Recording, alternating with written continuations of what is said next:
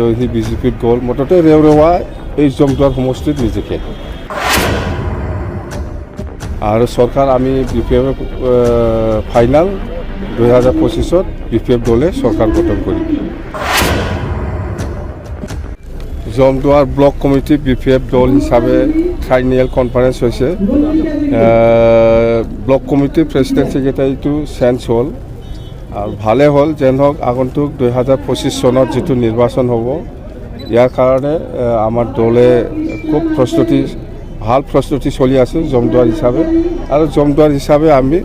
2025 যেটো নিৰ্বাচন হ'ব ইয়াত আমি জিকিম ভাল জমদুৱাৰ হিচাপে খুব ভাল ৰেওৰেৱা এইবাৰ হাৰিব ৰেওৰেৱাটো আমাৰ দলৰে মানুহ আছিল কিন্তু সি বিজেপিত গ'ল মুঠতে ৰেওৰেৱা এই জমদুৱাৰ সমষ্টিত নিজিকে এইবাৰ এইখিনি কথা আৰু চৰকাৰ আমি BPF ফাইনাল 2025 BPF দলে চৰকাৰ গঠন কৰিম বাস আৰু আমি চৰকাৰ হোৱাৰ পিছত প্ৰায়োৰিটি হিচাপে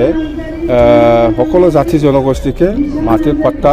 বিতৰণ কৰিম বুলি আমি কথা দিছোঁ সেই হিচাপত আমি কাম কৰিম সেইটোৱে প্ৰথম আমাৰ কিবা প্ৰায়োৰিটি মাটিৰ পাট্টা বিতৰণ কৰাটোৱে আমাৰ 1 নম্বৰ প্ৰায়োৰিটি চৰকাৰ হোৱাৰ পিছত এইখিনি কথা হ'ব থেংক ইউ